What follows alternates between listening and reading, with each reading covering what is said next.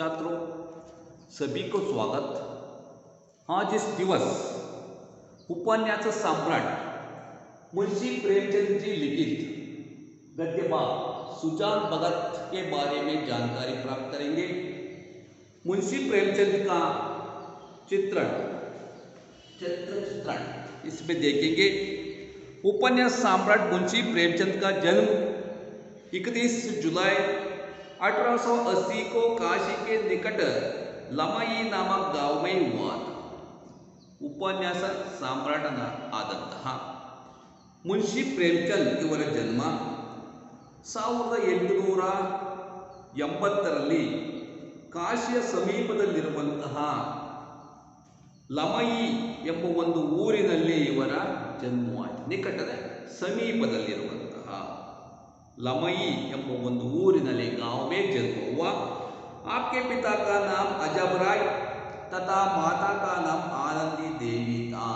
ತಂದೆ ಹೆಸರು अजब राय, ताई ಹೆಸರು आनंदी देवी। आपका जीवन बहुत ही संघर्षपूर्ण रहा। मुंशी प्रेमचंद जी का जीवन ಸಂಘರ್ಷಪೂರ್ಣ रहा। ಕಷ್ಟದಾಯಕವಾದಂತಹ ಅವರ ಜೀವನ ಆಗಿತ್ತು। ತುಂಬ ಕಷ್ಟವನ್ನು ಅನುಭವಿಸಿ बंधन बहुत ही संघर्षपूर्ण रहा।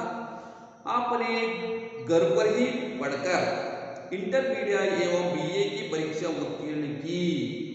ಮನೆಯಲ್ಲೇ ಕುಳಿತು ಓದಿ ಅವರು BA ತನಕ ಪದವಿಯನ್ನು ಪಡೆದರೆ परीक्षा उत्तीर्ण की। आप पहले नवाब राय के नाम से उर्दू में लिखते थे।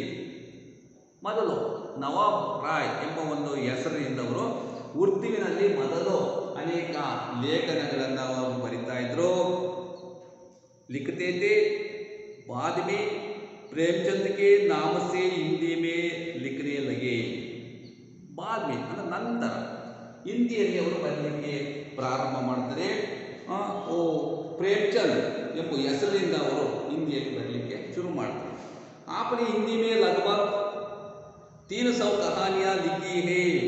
ಇವರು ಸುಮಾರು लगभग ಅಂದರೆ ಸುಮಾರು ಹಿಂದಿಯಲ್ಲಿ ಇವರು 300 ಕಹಾನಿಗಳನ್ನು ಇವರು ಬರೆದಿರೋದು ನಾವು ಕಾಣ್ತೀವಿ। लगभग आपने हिंदी में 300 कहानियाँ लिखी है जो मानस सरोवर के 8 भागों में संकलित है। ಮಾನಸ ಸರೋವರ 8ನೇ ಅಧ್ಯಾಯದಲ್ಲಿ ಇವು ನಮಗೆ ದೊರೆಯುತ್ತವೆ, ಕಂಡು ಬರ್ತವೆ। आपकी कहानियाँ आदर्शोन्मुख यथार्थवादी है। आपकी शैली में सरलता, सजीवता एवं प्रभावोत्पादकता है। ಇವರ ಕಾವ್ಯದಲ್ಲಿ ನಮಗೆ ಆದರ್ಶ ಕಂಡುಬರುತ್ತೆ ಮತ್ತು ಎಲ್ಲರಿಗೂ ಕೂಡ ಸರಳತೆ, ಸಭಿ ಆಸಾನಿ से समझ सकता, ಎಲ್ಲರಿಗೂ ಕೂಡ ಅರ್ಥವಾಗುವಂಥ ಸರಳ ಭಾಷೆಯನ್ನು ಇವರು ಬಳಸಿದ್ದಾರೆ। सरलता, सजीवता एवं प्रभावोत्पादकता है। मुहावरेदार भाषा का प्रयोग आपकी विशेषता है। ಅಷ್ಟೇ ಅಲ್ಲ, ಮುಹಾವರೇದಾರ್ ಪ್ರಯೋಗವನ್ನು, ಭಾಷೆಯ ಪ್ರಯೋಗವನ್ನು ಕೂಡ ಇವರು ಮಾಡಿದರು, ಇದು ವಿಶೇಷ ಆಗಿದೆ। 8 अक्टूबर 1937 को आपका स्वर्गवास हुआ। 8 ಅಕ್ಟೋಬರ್ 1936ರಲ್ಲಿ ಇವರ ಮರಣವಾಯಿತು। मुंशी प्रेमचंद को अनेक उपन्यास लिखा है। मुंशी प्रेमचंद जी ने अनेक उपन्यास लिखा है। सेवा सदन, कर्मभूमि, कायकल्प, निर्मला, गोदान, गबन, कफन आदि ಇನ್ನು ಅನೇಕ ಉಪನ್ಯಾಸಗಳನ್ನು ಕೂಡ ಇವರು ಬರೆದಿದ್ದಾರೆ। उसके अलावा ಅಷ್ಟೇ ಅಲ್ಲದೆ मुंशी प्रेमचंद जी ने अनेक कहानियों को भी लिखा, ಅನೇಕ ಕಥೆಗಳನ್ನು ಕೂಡ ಇವರು ಬರೆದಿದ್ದಾರೆ। ಅಷ್ಟೇ ಅಲ್ಲ, ನಾಟಕಗಳನ್ನು ಕೂಡ ಇವರು ಬರೆದಿದ್ದಾರೆ। ಕರ್ಬಲ, ಸಂಗ್ರಾಮ, ಪ್ರೇಮ್ ಕಿ ವೇದಿ ಆದಿ ಅನೇಕ ನಾಟಕಗಳು, ಕರ್ಬಲ, ಸಂಗ್ರಾಮ, ಪ್ರೇಮ್ ಕಿ ವೇದಿ ಆದಿ ಅನೇಕ ನಾಟಕಗಳನ್ನು ಬರೆದಿದ್ದಾರೆ। ನಾಟಕಕ್ಕೆ ಅಲಾವ ಅಷ್ಟೇ ಅಲ್ಲದೆ ನಿಬಂಧ भी लिखा है, निबंधಗಳನ್ನು ಕೂಡ ಇವರು ಬರೆದಿದ್ದಾರೆ। ಸಾಹಿತ್ಯಿಕ ಉದ್ದೇಶ, ಸ್ವರಾಜ್ಯ के फायदे, कुछ विचार आदि ಇನ್ನು ಅನೇಕ ನಿಬಂಧಗಳನ್ನು ಕೂಡ ಇವರು ಬರೆದಿದ್ದಾರೆ. प्रमुख रूप में सुजान भगत कहानी ग्राम्य जीवन के परिवेश से संबंधित है. सुजान भगत ಇದು ಕಹಾನಿ ಗ್ರಾಮೀಣ ಜೀವನಕ್ಕೆ ಸಂಬಂಧಪಟ್ಟಂತ ಒಂದು ಕಹಾನಿ ಆಗಿದೆ. कुटुंब का चित्रण, एक मध्यम वर्गीय कुटुंब का चित्रण, एक ग्रामीण चित्रण हम देखते. सुजान भगत, सुजान ಕಿಸಾನ್ ಮೊದಲು ರೈತನಾಗಿದ್ದ, ಬಾಲ್ಯ ಭಕ್ತನಾಗಿ ಬದಲಾಗದ ನಾವು ಕಾಣ್ತೀವಿ. ಪರಿವರ್ತನ ಹೋದಾಗ ಸುಜಾನ್ ಭಗತ್ ರೈತನಾದಂತಹ ಸುಜಾನ್ ಭಕ್ತನಾಗಿ ಮಾರ್ಪಡುವುದನ್ನು ಇದರಲ್ಲಿ ನಾವು ಕಾಣ್ತೀವಿ. सुजान भगत कहानी ग्रामीण जीवन के परिवेश से संबंधित है. किसान सुजान भगत बनने के बाद गांव में उसकी प्रतिष्ठा बढ़ जाती है. ಭಕ್ತನಾಗಿ ಮಾರ್ಪಟ್ಟ ಆದಮೇಲೆ ಈತನಿಗೆ ಹಣ ಸಿಕ್ಕಾಗ, ಒಳ್ಳೆ ಫಸಲು ಬಂದು ಕೈಗೆ ಹಣ ದೊರಕಿದಾಗ गांव में मदद करता, सेवा करता, इसलिए उसका प्रतिष्ठा बढ़ जाता है. ಸೇವೆ ಮಾಡಿದ್ರಿಂದ ಆತನ ಕೀರ್ತಿ ಊರಿನಲ್ಲಿ ಹೆಚ್ಚಿಗೆ ಆಗುತ್ತೆ. उसकी प्रतिष्ठा बढ़ जाती है, लेकिन ಆದರೆ अपने ही घर में उसका अनादर होता है. ಆದರೆ ಆತನ ಮನೆಯಲ್ಲಿ ಕೀರ್ತಿ ಕಡಿಮೆ ಆಗ್ತಾ ಹೋಗುತ್ತೆ. अनादर से देखता है. अपना पत्नी, दोनों बेटों भोला और शंकर सुजान भगत को अनादर से देखता. ಇಬ್ಬರು ಮಕ್ಕಳು ಮತ್ತೆ ಹೆಂಡತಿ ಈತನನ್ನು ಅನಾದರವಾಗಿ ಕಾಣ್ತಾರೆ. ಆದರೆ ಊರಿನಲ್ಲಿ ಕೀರ್ತಿ ಇತ್ತು, ಹೆಸರಿತ್ತು. ಯಾರಿಗೆ? सुजान भगत उसको मदद करता था, परंतु घर में उसका प्रतिष्ठा कम होता था. पुत्र और पत्नी द्वारा उपेक्षित का मतलब उदासीनವಾಗಿ ಅವರು ಕಾಣ್ತೀವಿ. भगत अत्यधिक परिश्रम कर ऐसी फसल उगाता है कि बगारी में अनाज रखने को जगह नहीं मिलती.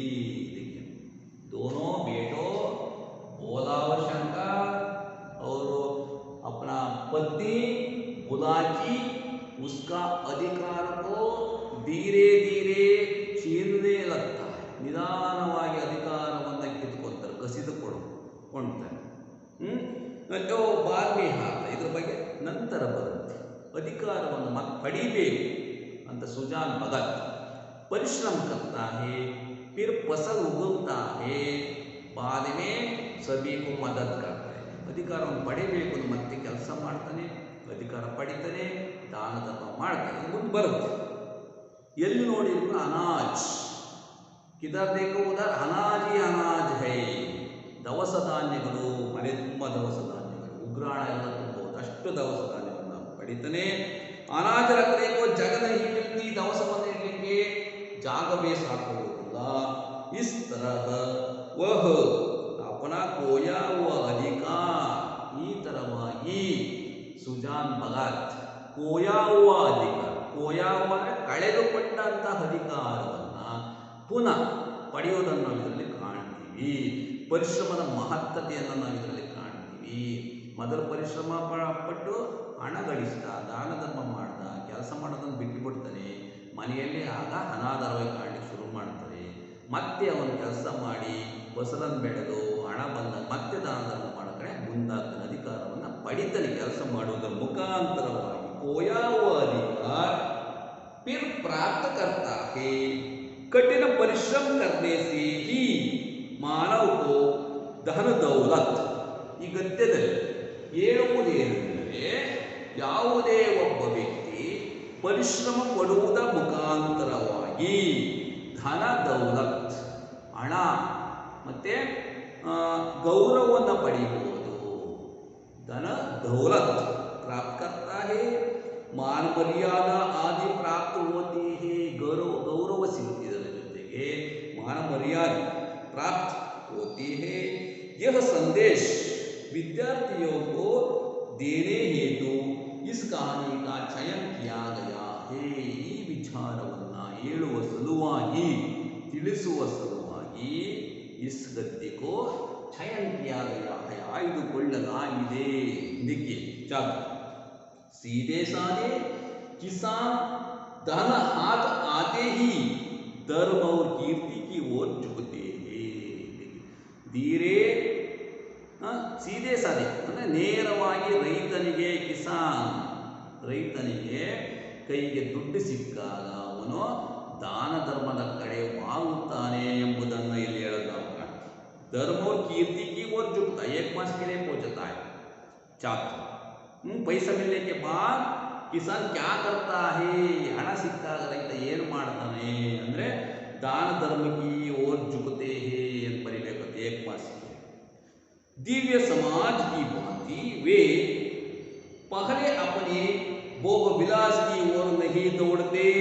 सुजान की खेती में कई साल से कंचन बरस रहा था इधे तरह सुजान भगत परिश्रम करके अच्छा फसल उगता है ಒಳ್ಳೆ ಬೆಳೆಯನ್ನು ಬೆಳೀತಾನೆ ಅದರಿಂದ ಆತನ ಕೈಗೆ ಹಣ ಸಿಗುತ್ತೆ मेहनत तो मेहनत परिश्रम गांव के सभी किसान करते थे ಊರಿನ ಎಲ್ಲ ರೈತರು ಕೂಡ ಪರಿಶ್ರಮ ಪಡ್ತಾ ಇದ್ರು ಆದರೆ ಸುಜಾನ್ ಭಗತ್ ಅಂತರ ಯಾರು ಕೂಡ ಅಷ್ಟು ಪ್ರಾಮಾಣಿಕತೆಯಿಂದ ನಿಷ್ಠೆಯಿಂದ ಕೆಲಸ ಮಾಡಲಿಲ್ಲ ಜಮೀನಿನಲ್ಲಿ किसान करते थे पर सुजान के चंद्रमा बली थे ऊसर में भी दान चींट आता तो कुछ ना कुछ पैदा हो जाता था 3 वर्ष लगातार ऊक लगती गई लग गई ऊक ऊक ಅಂದ್ರೆ ಕಬ್ಬು ಬೆಳೆಯಲಾಯಿತು 3 ವರ್ಷ ಕಂಟಿನ್ಯೂಸ್ ಆಗಿ ಅಂದ್ರೆ ಲಗಾತಾರ್ ऊक लगती गई ಬೆಳೆಯನ್ನು ಬೆಳೆಯಲಾಯಿತು ಕಬ್ಬನ್ನು ಬೆಳೆಯಲಾಯಿತು ಕಂಟಿನ್ಯೂಸ್ 3 ವರ್ಷ ಉದರ ಗುಡ್ का भाव तेज था ಆ ಕಬ್ಬನ್ನು ಬೆಳೆದಂತಹ ವರ್ಷದಲ್ಲಿ गुड का भाव तेज था गुड का मतलब क्या है ಬೆಲ್ಲ ಬೆಲ್ಲದ ಬೆಲೆ ಹೆಚ್ಚಿಗೆ ಇತ್ತು ಆ ವರ್ಷ ಅದರಿಂದ ಆತನ ಕೈ ತುಂಬ ಹಣ ಸಿಗುತ್ತೆ कोई 2-2.5 हजार आदमी आ गए 2,500 ಹಣ ಕೈ ಹಾಗೆ 2,500 ಅಂದರೆ ಬಹಳ ಮೌಲ್ಯ ಇತ್ತು ಆಗಿನ ಕಾಲದಲ್ಲಿ 2-2.5 हजार ಆದಮೇ ಆಗೈ 2,500 ಕೈಗೆ ಹಣ ಬಂತು ಸುಜಾನ್ ಭಗತ್ತನ ಕೈ ಬಸ್ ಚಿತ್ತ ಕಿ ವೃತ್ತಿ ಧರ್ಮ ಕಿ ಓರ್ झुक पड़ी ಆ ಸಂದರ್ಭದಲ್ಲಿ ಸುಜಾನ್ ಭಗತ್ತನ ಮನಸ್ಸು ಧರ್ಮ ಕಾರ್ಯ ಮಾಡುವ ಕಡೆ ವಾಲತು मदद करने का मन आया धर्म की ओर झुक पड़ी दान धर्म ಮಾಡುವ ಕಡೆ ಮನಸ್ಸು ಬಂತು साधु संतों का आदर सत्कार करने लगा साधु ಸಂತರಿಗೆ ಅವರನ್ನ ಸ್ವಾಗತಿಸುವುದು ಉಳಿಲಿಕ್ಕೆ ಜಾಗ ಕೊಡೋದು अपने चौपाल में ठहरने के लिए जगह देता था दान करता था खाने के लिए उसको स्वयं उसको देता था पत्थर को उठा लेता था इसी तरह दान धर्म करने के लिए उसका मन परिवर्तन होता है साधु संतों का आदर सत्कार होने लगा साधु संतरिಗೆಲ್ಲ सत्कार ಮಾಡಲಿಕ್ಕೆ ಮುಂದಾದ द्वार पर दूनी चलने लगी ಆತನ ಮನೆಗೆಲ್ಲ ಬರ್ತಾ ಇದ್ರು दूनी ಅಂದರೆ ಧೂಪ कानूनों वो इलाके में आते तो सुजान महतो के चौपाल में ठहरते कानून इलाके अधिकारी इरबोद पुलिस कांड शिक्षण विभाग का अधिकारी सभी लोग सुजान महतो के चौपाल में ठहरते ಎಲ್ಲರೂ ಕೂಡ ಚೌಪಾಲ್ ಅಂದರೆ ಅಂಗಳ ಆತನ ಪಠಶಾಲೆ ಅಥವಾ ಅಂಗಳ ಅಲ್ಲಿಗೆ ಬಂದು ಉಳಿತಾ ಇದ್ರು ಎಲ್ಲರಿಗೂ ಕೂಡ ಜಾಗವನ್ನು ಕೊಡ್ತಾ ಇದ್ದ हल्के के हेड कांस्टेबल थानेदार शिक्षा विभाग के अफसर एक ना एक उस चौपाल में पड़ा ही रहा था ಒಬ್ಬರಲ್ಲ ಒಬ್ಬರು ಬಂದು ಕಾನೂನು ಇಲಾಖೆ ಅಧಿಕಾರಿ ಇರಬಹುದು ಆಫೀಸರ್ ಇರಬಹುದು शिक्षण विभाग का अधिकारी सभी लोग उसका चौपाल में ठहरते थे सभी को जगह देता था महतो मारे सुखी के फूले ना समाते ಅವರೆಲ್ಲ ಬಂದರೆ ಸಂತೋಷವಾಗ್ತದೆ ಸುಜಾನ್ ಭಗತನಿಗೆ ದುಃಖ ಆಗ್ತಿರಲ್ಲ ಖುಷಿ ಆಗ್ತಾ ಇತ್ತು, ಸೇವೆ ಮಾಡ್ತಾ ಇದ್ದ, ದಾನ ಧರ್ಮ ಮಾಡ್ತಾ ಇದ್ದ. ಧನ್ಯವಾद उसके द्वार पर हब इतने बड़े बड़े हाकिम आकर ठहरते. हाकिम हाकिम का मतलब ಅಧಿಕಾರಿ, ಬಡೇ ಬಡೇ ಹಾಕಿಮ್, ದೊಡ್ಡ ದೊಡ್ಡ ಅಧಿಕಾರಿಗಳು ಕೂಡ ಬಂದು ಉಳಿತಾ ಇದ್ರು. ಟಹರ್ ಅಂದರೆ ಉಳಿಯುವುದು, ಉಳಿತಾ ಇದ್ರು ಆತನ ಅಂಗಳದಲ್ಲಿ. जिन हाकिमों के सामने उसका मुंह ना खुलता था, उन्हीं की अब महतो महतो करते. ಜಬಾನ್ ಸೂಕತೀತಿ ಬಂದವರು ಎಲ್ಲರೂ ಕೂಡ ಮಹತೋ ಮಹತೋ ಅಂತ ಕರೀತಾ ಇದ್ರು. ಸುಜಾನ್ ಭಗತನ ಮಹತೋ, ಸುಜಾನ್ ಮಹತೋ ಪುಕಾರತೆ थे. ಕಭಿ ಕಭಿ ಭಜನ ಭಾವ ಜಾತ. ಅಷ್ಟೇ ಅಲ್ಲ, ಉಳಿದವರಿಗೆ ನೋಡಲಿಕ್ಕೆ ಭಜನೆಯನ್ನು ಏರ್ಪಡಿಸಲಾಗ್ತಾ ಇತ್ತು. ಭಜನ ಭಾವ ಅರ್ದಿನ್ ಚಲ್ತಾ ನಡೀತಾ ಇತ್ತು. ಏಕ ಮಹಾತ್ಮನೆ डोल उच्चा देखा तो गांव में आसान जमा दिया. गांजे और चरस की बाहर उड़ने लगी. एक ढोलक आई, मजीरे मंगले गए, सत्संग होने लगा. यह सब सुजान के दम का जुलूस था. ಬಂದರೆಲ್ಲರೂ ಕೂಡ ಸೇವೆ ಮಾಡ್ತಾ ಇತ್ತು, ಭಜನೆ ಏರ್ಪಡಿಸಲಾಗ್ತಾ ಇತ್ತು, ಎಲ್ಲ ಸೇವೆ ಮಾಡಲಾಗ್ತಾ ಇತ್ತು. घर में शेरों दूर होता मगर सुजान के खंड तले एक बूंद भी जाने की कसम थी. कभी हाकिम लोग चकते, कभी महात्मा लोग. किसान को दूध घी से क्या मतलब, उसे रोटी और साग चाहिए. सुजान की नम्रता का हब वार पार नाता. ಎಲ್ಲರಿಗೂ ಕೂಡ ಸೇವೆ ಮಾಡ್ತಾ ಇದ್ದ, ಬಂದವರಿಗೆಲ್ಲರಿಗೂ ಕೂಡ ಊಟಕ್ಕಾಗ್ತಾ ಇದ್ದ, ಆ ಎಲೆಯನ್ನು ತೆಗೆದಾಗ್ತಾ ಇದ್ದ, ಸೇವೆ ಮಾಡ್ತಾ ಇದ್ದ. ಸಬ್ಕೆ ಸಾಮನೆ ಸಿರ ಜುಕಾಯೇ ರಹಾತ. ಎಲ್ಲರಿಗೂ ಕೂಡ ಬಂದವರಿಗೆ ಗೌರವ ಕೊಡ್ತಾ ಇದ್ದ, ತಲೆಬಾಗಿ ಸ್ವಾಗತವನ್ನು ಅವರಿಗೆ ಮಾಡ್ತಾ ಇದ್ದ. कई लोग यह ना कहने लगे कि धन पाकर इसे घमंड हो गया है. लोग गाँव में बातचीत करते थे.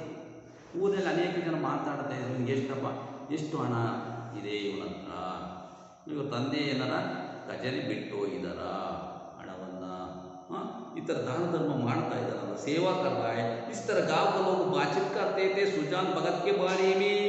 गाँव में कुल 3 कुएं थे. बहुत से खेतों में पानी ना पहुंचता. ಊರಿನಲ್ಲಿ 3 ಬಾವಿಗಳಿತ್ತು. ಕುವೆ, ಕುವೆ का मतलब ಬಾವಿ, ಕುವಾ ಬಾವಿ, ಕುವೆ ಬಾವಿಗಳು ಇತ್ತು, 3 ಬಾವಿ ಇತ್ತು. ಆದರೆ ಆ ನೀರು ಸಾಕಾಗ್ತಿರಲಿಲ್ಲ, ಹೊಲಗದ್ದೆ ತನಕ ತಲುಪ್ತಾ ಇರಲಿಲ್ಲ. ಕೇತೋಮೆ ಪಾನಿ ನಾ ಪಹುಂಚತ, ಪಹುಂಚತ ಅಂದರೆ ತಲುಪ್ತಾ ಇರಲಿಲ್ಲ. खेती मारी जाती थी. सुजान ने एक पक्का कुआं बनवाया. पानी का समस्या देखकर सुजान भगत गांव में एक पक्का कुआं बनवाए. ಒಳ್ಳೆ ಬಾವಿಯನ್ನು ಕಟ್ಟಿಸ್ತಾರೆ ಸುಜಾನ್ ಭಗತ್. ನೀರಿನ ಸಮಸ್ಯೆ ದೂರ ಆಗುತ್ತೆ ಇದರಿಂದ. ಕೇಳ್ತಾರೆ सुजान भगत क्या बनवाया. एक मास के लिए पूछता है. सुजान भगत एक पक्का कुआं बनवाया. बरीಬೇಕಾಗುತ್ತೆ. कुएं का विवाह हुआ, यज्ञ हुआ, ब्रह्मा भोज हुआ. जिस दिन पहली बार पुरचा सुजान को मानव चारों पदार्थ मिल गए. ಈ ಥರ ಸೇವೆ ಮಾಡೋದ್ರಿಂದ, दान धर्म करने से, सेवा करने से, साधु संतों को सेवा करने से उसको बहुत खुशी हुआ. चारों पदार्थ मिला. 4 ಪದಾರ್ಥಗಳು ಬರ್ತಂಗಾಯ್ತು, ಖುಷಿ ಆಯ್ತು. ಯಾವ್ಯಾವ 4 ಪದಾರ್ಥ ಅಂದರೆ ಧರ್ಮ, ಅರ್ಥ, ಕಾಮ, ಮೋಕ್ಷ ದೊರಕಿದಂತಾಯ್ತು. ಯಾರಿಗೆ? ಸುಜಾನ್ ಭಗತ್. ಅಷ್ಟು ಖುಷಿ ಆಗ್ತಾ ಇತ್ತು ಸೇವೆ ಮಾಡೋದ್ರಿಂದ. काम गाँव में किसी ने ना किया था. ಈ ಥರ ಸೇವೆಯನ್ನು ಊರಲ್ಲಿ ಯಾರು ಕೂಡ ಮಾಡಿದ್ರು ಅಂತ ಹೇಳ್ತಾರ ಸುಜಾನ್ ಭಗತ್ ನಂತರ. ಓಹೋ ಬಾಪ್ दादा की पुण्य प्रताप से सुजान ने कर दिया था. और ತಂದೆ पुण्यದ ಫಲದಿಂದ इस तरह काम किया है. दादा का पुण्य प्रताप से इस तरह काम किया है. लोग बातचीत करते थे, ಜನ ಎಲ್ಲ ಮಾತಾಡ್ತಾ ಇದ್ರು, ಇಷ್ಟು ಜನಕ್ಕೆಲ್ಲ ಸೇವೆ ಮಾಡ್ತಾರಲ್ಲ, ಇವನು ಎಲ್ಲಿ ಹಣ ತರ್ತಾನೆ, लोग बातचीत करते थे। एक दिन गांव में गया के यात्री आकर ठहरे। ಒಂದು ದಿನ ಗಯಾ ಯಾತ್ರೆಗೆ ಹೋಗುವಂತ ಒಬ್ಬ ವ್ಯಕ್ತಿ ಬಂದು ಸಾಧು ಅಲ್ಲಿ उनकने ठहरे। सुजान के द्वार पर उनका भोजन बना। सुजान के मन में भी गया करने की बहुत दिनों से इच्छा थी। गया ಹೋಗಬೇಕು ಅಂತ ಈತನಿಗೆ ಕೂಡ इच्छे इತ್ತು। बहुत दिन से चिंता करता था। अपना पत्नी बुलाकी से पूछता है, मैं भी गया जाना चाहिए, ನಾನು ಕೂಡ ಗಯಾ ಯಾತ್ರೆಗೆ ಹೋಗಬೇಕು ಅವರ ಜೊತೆ ಅಂತ ಕೇಳಿದೆ। यह अच्छा अवसर देखकर वो भी चलने की तैयार हो गया। उसकी स्त्री बुलाकी ने कहा, अभी रहने दो, अगले साल चलेंगे, ಈಗಿರಲಿ ಮುಂದಕ್ಕೆ ಹೋಗೋಣ, पैसा इधर लाना चाहिए, ಮುಂದಕ್ಕೆ ಹೋಗೋಣ ಅಂತ पत्नी ಹೇಳ್ತು। सुजान ने गंभीर भाव से कहा, अगले साल क्या होगा, कौन जाता है, ಮುಂದಕ್ಕೆ ಯಾರು ಹೋಗ್ತಾರೋ ಯಾರು ಬಿಡ್ತಾರೋ, ಈ ವರ್ಷನೇ ಹೋಗಿ ಬಂದು ಒಳ್ಳೆಯದು। धर्म के काम में मीना मेष निकल अच्छा नहीं। ಧರ್ಮದ ಕಾರ್ಯಕ್ಕೆ ಹೋಗುವ ಸಂದರ್ಭದಲ್ಲಿ ಈ ಥರ ಈ ಮೀನಾಮೇಷವನ್ನು ಏಣಿಸಬಾರದು ಅಂತ ತನ್ನ ಪತ್ನಿಗೆ ಹೇಳ್ತಾರೆ। पति से कहता है, निकलना अच्छा नहीं, जिंदगी का क्या भरोसा, ಮುಂದಕ್ಕೆ ಹೋಗ್ತೀವೋ ಇರ್ತೀವೋ ಯಾರಿಗೆ ಗೊತ್ತು, ಈ ವರ್ಷ ಹೋಗಿ ಬಂದ್ಬಿಡೋಣ ಅಂತ ತನ್ನ ಹೆಂಡತಿಗೆ ಹೇಳ್ತೀನಿ कहता है। ಅವನು सुजान भगत बुलाकी आज ಖಾಲಿ हो जाएगी, ಹಣ ಇಲ್ಲ ಕೈಯೆಲ್ಲ ಖರ್ಚು ಮಾಡ್ಕೊಂಡಿದ್ದಾನ, ಎಲ್ಲಿ ಹೋಗ್ಬರಕ್ಕಾಗುತ್ತೆ ಅಂತ ಹೇಳ್ತೀನಿ। सुजान भगत भगत की इच्छा होगी तो फिर रुपये हो जाएंगे, देवर कृपे इधर ಎಲ್ಲ ಆಗುತ್ತೆ ಅಂತ सुजान भगत ಹೇಳ್ತೀನಿ। भगवान की इच्छा होगी तो फिर रुपये हो जाएंगे, उनके यहाँ किस बात की कमी है, ದೇವರ ಆಶೀರ್ವಾದ ಒಂದಿದ್ರೂ ಸಾಕು ಎಲ್ಲ ಏರ್ಪಾಡಾಗುತ್ತೆ। यारो सुजान भगत अपना पत्नी बुलाकी से कहता है। बुलाकी इसका क्या जवाब देती, सत्कार्य में बाधा डालकर अपनी मुक्ति को बिगड़ती। प्रातःकाल श्री और पुरुष गया करने चले। ಇಬ್ಬರು ಕೂಡ ಯಾತ್ರೆ ಜೊತೆಗೂಡಿ ಗಯಾಕ್ಕೆ ಹೋಗಿ ಬರ್ತಾರೆ, ಹೋಗಿ ಹಿಂದಿರುಗಿ ಬರ್ತಾರೆ। करने चले, वहां से लौटे रहे तो लौटे ಅಂದ್ರೆ ಹಿಂದಿರುಗಿ ಬರ್ತಾರೆ ಹೋಗಿ। यज्ञ और ब्रह्म भोज की टहली, सारी बिरादरी निमंत्रित हुई। 11 गांवों में सुपारी बांटी। इस धूमधाम से कार्य हुए कि चारों ओरों वाह वाह मचाई। ಹಿಂದಿರುಗಿ ಬಂದ ಮೇಲೂ ಕೂಡ सुजान भगत लौट कर आने के बाद भी पूरा कार्य करते हैं। ಮತ್ತೆ ಮನೆಯಲ್ಲಿ ಅದೇ ಥರ ಕಾರ್ಯವನ್ನು ಮುಂದುವರಿಸ್ತಾರೆ, ದಾನ ಧರ್ಮ ಮಾಡ್ತಾನೆ, ಉಳಿದವರಿಗೆ ಸೇವೆ ಮಾಡ್ತಾ ಇದ್ದ। ಎಲ್ಲರೂ ಕೂಡ ನೋಡಿಬಿಟ್ಟು ವಾ ವಾ ಮಚಾಯ, ಎಲ್ಲರೂ ಹೊಗಳುತ್ತಾರೆ। धूमधाम से कार्य वाकी चारों ओर वाह वाह मचा गई। सब यही करते थे कि भगवान धन दे, ಜನ ಎಲ್ಲ ಮಾತಾಡ್ತಾರೆ ಭಗವಾನ್ ಧನ ದೇ, ದೇವರು ಎಷ್ಟು ಹಣ ಕೊಟ್ಟಿದ್ದಾನೆ ಇವರಿಗೆ, लोग बातचीत करते प्रतिनित्य तरह ಸೇವೆ ಮಾಡೋದ್ರಿಂದ। तो दिल भी ऐसा दे ಅಂತ ಹೃದಯವನ್ನು ಇವನು ಕೊಟ್ಟಿದ್ದಾರಲ್ಲ। ಗಮಂಡ तो छू नहीं गया, ಒಂದು ಸ್ವಲ್ಪನೂ ಕೂಡ ಗಮಂಡ ಅಹಂಕಾರ ಈತನಲ್ಲಿ ಇಲ್ಲ। घमंड ಅಂದರೆ ಅಹಂಕಾರ ಇಲ್ಲ। अपने हाथ से पत्तल उठाता फिरता था, ಊಟಕ್ಕೆ ಬಡಿಸಿ अपने हाथ से ತನ್ನ ಕೈಯಿಂದ ಊಟ ಮಾಡಿದ ಎಲೆಯನ್ನು ತೆಗೆದಾಕ್ತಾ ಇದ್ದ ಚಂಪ ಇಲ್ಲರಿಗೆ। सुजान भगत ಭಕ್ತನಾಗಿ ಮಾರ್ಪಟ್ಟಿದೆ। ಪತ್ತಲ್ ಅಂದರೆ ಊಟದ ಎಲೆಯವನ್ನೆಲ್ಲ ತೆಗೆದಾಕ್ತಾನೆ। कुल का नाम जगा दिया, बेटा हो तो ऐसा हो, इतर ಈ ಥರ ಇರಬೇಕು ಮಗ। बाप मरा तो घर में पूरी बांग भी नहीं दी, ಇದಕ್ಕೆ ತಂದಿದ್ರು ಕೂಡ ಎಷ್ಟು ಸೇವೆ ಮಾಡ್ತಾ ಇದ್ದಾನೆ ಅಂತ ಎಲ್ಲ ಮಾತಾಡ್ತಾ ಇದ್ರು। ಅವರ ಪುಣ್ಯದ ಫಲದಿಂದ ಈ ಥರ ಸೇವೆ ಮಾಡ್ತಾ ಇದ್ದ। अब लक्ष्मी घुटने तोड़कर हाफ बैठी है, ಇದಕ್ಕೆ ಲಕ್ಷ್ಮಿ ಕಾಲು ಮುರಿದು ಇವ್ರ ಮನೆ ಕೂತಿರಬೇಕು। घुटने का मतलब है ಮೊಣಕಾಲು ಮುರಿದು ಇವ್ರ ಮನೆ ಕೂತಿದ್ದಾಳೆ ಅಂದರೆ ಹಣ ಹೆಚ್ಚಿಗೆ ಇದೆ ಇವನಲ್ಲಿ, ಇಂದ बहुत पैसा है इसलिए दान धर्म कर रहा है। गाँव के लोग सुजान भगत के बारे में बातचीत करते थे। आप बैठी है एक द्वेषी ने कहा कहीं गड़ा हुआ धन पा गया है ಇನ್ನೊಬ್ಬ ಹೇಳ್ತಾನೆ ಇಲ್ಲ ಒಂದು ಕೊಡಪಾನಾಯ ಏನಾರ ಹಣ ಸಿಕ್ಕಿರಬೇಕು ಈತನಿಗೆ ಗಡ ಗಡ ಮಾತ್ರ ಕೊಡ ಒಂದು ಕೊಡ पैसा ಸಿಕ್ಕಿರಬೇಕು इस पर चारों ओर से उस पर बौछारे पड़ने लगी इस तरह चारों ओर से ಊರಿನಲ್ಲೆಲ್ಲ ಮಾತಾಡ್ತಾ ಇದ್ರು ಸುಜಾನ್ ಭಗತ್ के बारे में हाँ तुम्हारे बाप दादा जो खजाना छोड़ गए थे ಅವ್ರ ತಂದೆ ಖಜಾನೆ ಬಿಟ್ಟು ಇರಬೇಕು ಹಣ ಉಳಿಸೋ ಇರಬೇಕು ಹಂಗಾಗಿ ಮಾಡ್ತಾ ಇದ್ದಾರೆ यदि उसके हाथ लग गया है ಅದರ ಕೈ ಸಿಕ್ಕಿದೆ अरे भैया यह धर्म की कमाई है तुम भी तो चादी पाड़ कर काम करते हो ಇಲ್ಲ ಕೆಲವರು ಮಾತ್ರ ಇಲ್ಲ ಅವನು ಶ್ರಮವಹಿಸಿ ದುಡಿದಿದ್ದರಿಂದ ಈ ಥರ ಬಂದ ಹಣದಿಂದ ಹಿಂಗೆ ಮಾಡ್ತಾ ಇದ್ದಾನೆ